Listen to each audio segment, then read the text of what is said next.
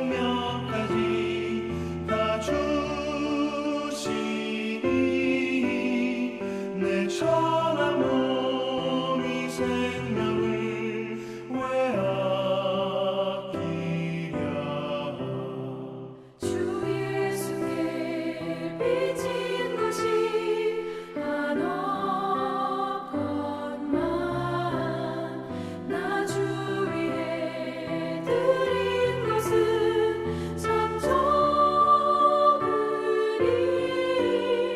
주 예수여 나 그렇게 보옵소서.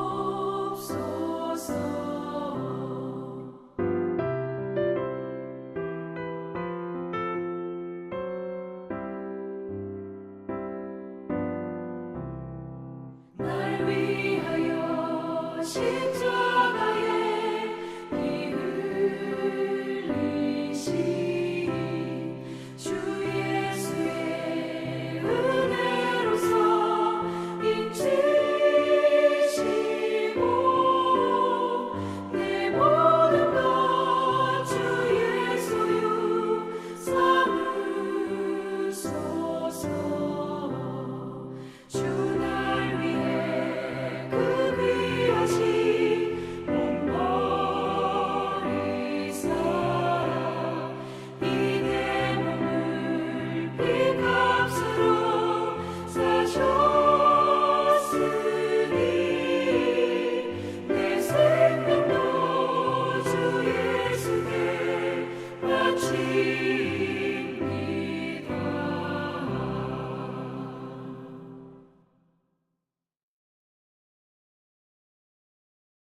하나님의 크신 은혜와 평강이 오늘 우리 성도님들의 삶의 자리마다 충만히 임하시기를 기원합니다. 기도하겠습니다. 하나님 아버지, 허락받은 하루를 하나님의 말씀으로 거룩한 이름을 송축하며 그리 시작합니다. 성령 하나님께서 오늘 이 시작부터 끝까지 지켜주시고 오늘도 하나님의 거룩한 뜻을 이루며 담고 행하는 귀한 하루가 되게 하옵소서. 내일 거룩한 주일입니다. 모든 성도들의 마음속에 예배를 사랑함과 하나님의 뜻대로 살고자 하는 거룩한 열망으로 충만히 임하는 복된 주일 되게 하옵소서. 감사드리며 예수님의 이름으로 기도하옵나이다. 아멘. 오늘 보실 하나님의 말씀은 마태복음 23장 13절로 28절입니다. 마태복음 23장 13절로 28절을 같이 읽겠습니다. 화 있을진저 외식하는 서기관들과 바리새인들이여, 너희는 천국 문을 사람들 앞에 닫고 너희도 들어가지 않고 들어가려 하는 자도 들어가지 못하게 하는도다. 화 있을진저 외식하는 서기관들과 바리새인들이여, 너희는 교인 한 사람을 얻기 위하여 바다와 육지를 두루 다니다가 생기면 너희보다 배나 더 지옥 자식이 되게 하는도다. 화 있을진저 눈먼 인도자여, 너희가 말하되 누구든지 성전으로 맹세하면 아무 일 없거니와 성전의 금으로 맹세하면 지킬지라 하는도다. 어리석은 맹인들이여, 어느 것이 크냐, 그 금이냐, 그 금을 거룩하게 하는 성전이냐. 너희가 또 이르되 누구든지 제단으로 맹세하면 아무 일 없거니와 그 위에 있는 예물로 맹세하면 지킬지라 하는도다. 맹인들이여, 어느 것이 크냐, 그 예물이냐, 그 예물을 거룩하게 하는 제단이냐. 그러므로 제단으로 맹세하는 자는 제단과 그 위에 있는 모든 것으로 맹세함이요, 또 성전으로 맹세하는 자는 성전과 그 안에 계신 이로 맹세함이요, 또 하늘로 맹세하는 자는 하나님의 보좌와 그 위에 앉으신 이로 맹세함이니라. 화 있을진저 외식하는 서기관들과 바리새인들이여, 너희가 박하와 회양과 근처의 11조는 들이되 율법에도 중한 바 정의와 긍휼과 믿음은 버려도다. 그러나 이것도 행하고 저것도 버리지 말아야 할지니라. 맹인된 인도자여, 하루살이는 걸러내고 낙타는 삼키는도다. 화 있을지저 외식하는 서기관들과 바리새인들이여, 잔과 대접의 겉은 깨끗이 하되 그 안에는 탐욕과 방탕으로 가득하게 하는도다. 눈먼 바리새인들이여, 너는 먼저 안을 깨끗이 하라. 그리하면 겉도 깨끗하리라. 화 있을진저 외식하는 서기관들과 바리새인들이여, 회칠한 무덤 같으니 겉으로는 아름답게 보이나 그 안에는 죽은 사람의 뼈와 모든 더러운 것이 가득하도다. 이와 같이 너희도 겉으로는 사람에게 옳게 보이되 안으로는 외식과 불법이 가득하도다. 아멘. 마태복음 23장에는 서기관과 바리새인들에 대한 우리 주님의 엄중한 경고가 기록되어져 있습니다. 먼저 23장 1절부터 12절 말씀을 통해 그들이 어떤 자들이다 하는 것을 주님은 정의하셨습니다. 그들은 모세의 자리에 앉아 있는 것 같이 착각을 했고요. 그래서 그들은 만인의 아버지와 같고 지도자와 같다고 착각했던 사람들, 바로 그들이었습니다. 그래서 그들은 군중들 위에 또한 백성들 위에 군림하면서 마치 자신의 손가락 하나로도 그들에게 까딱하면 행하게 할 수 있는 그런 권세를 지닌 자들이라 착각했던 것이 바로 바리새인과 사두개인들이었습니다. 그들을 향한 경고가 오늘 본문부터 이제 36절까지 기록되어져 있는데요. 7가지 화 있을진저 선지자들의 음성으로 주님께서는 그 세대의 바리새인과 사두개인들을 향한 경고의 음성을 바라는 것을 우리는 듣게 됩니다. 여러분, 이 바리새인과 사두개인들, 주님은 왜 이들에 대해서 이 엄중한 경고의 메시지를 바라실 수밖에 없었을까요? 주님이 떠나신 후에도 그들은 여전히 백성의 지도자들로 군림하며 생활하게 될 것입니다. 그런데 그들의 잘못된 가르침은 피로 사신 주님의 복음, 하나님이 아들을 이 땅에 보내시기까지 그토록 소망하셨던 그 복음을 가로막는 가장 큰 장애물들이 되고 말 것입니다. 또한 복음을 전하는 사도들과 교회에 크나큰 해를 입히는 대적자들이 될 것입니다. 따라서 주님께서는 그들을 향한 이 경고의 메시지를 통해 하나님이 아들을 이 땅에 보내시기까지 그토록 소망하셨던 온전한 복음이 증거되기를 소망하며 백성들의 마음속에 올바른 것을 가르쳐 주시고자 오늘 이 경고의 메시지를 바라고 계신 것입니다. 오늘 주님께서는 구체적으로 7가지 화 있을진저 선지자적 메시지로 바리새인과 사두개인들을 향한 경고의 음성을 바라는데요. 첫 번째 화는 외식하는 서기관들과 바리새인들이여 너희는 천국문을 사람들 앞에서 닫고 너희도 들어가지 않고 들어가려 하는 자도 들어가지 못하게 하는도다. 아주 엄중한 메시지가 선포되고 있습니다. 말씀드린 것처럼 그들은 자신들이 모세의 자리에 앉은 자들인 것처럼 착각을 했죠. 그런데 여러분, 하나님께서 말씀을 주신 이유가 뭡니까? 내 백성을 사랑하셔서 영원한 자녀 삼으려는 하나님의 계획 아닙니까? 그 뜻대로 예수가 이 땅에 오신 거죠. 그런데 그 예수님의 말씀이 자신들이 만들어 놓은 이권과 권세에 반한다 하여 예수님을 거절했던 자들이 그들 아닙니까?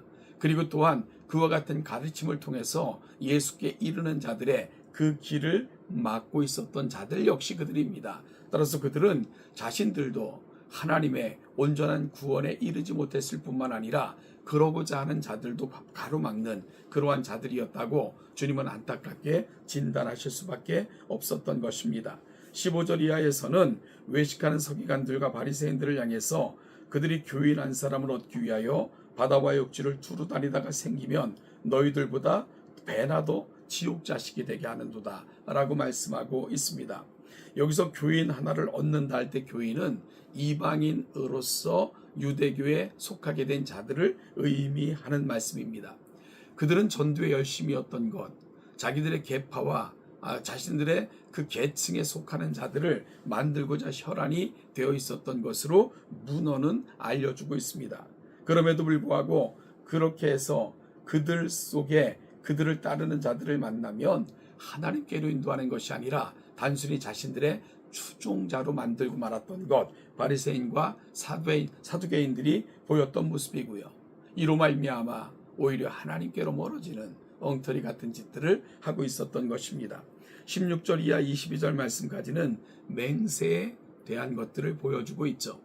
여러분, 그들이 얼마나 외식하는 자들이었냐 하면 성전으로 맹세한 것은 그럴 수도 있다. 지키지 못해도 무마했지만 성전의 금으로, 성전의 제물로 맹세한 것은 반드시 지켜야 된다라고 이야기하고 있었던 그들입니다.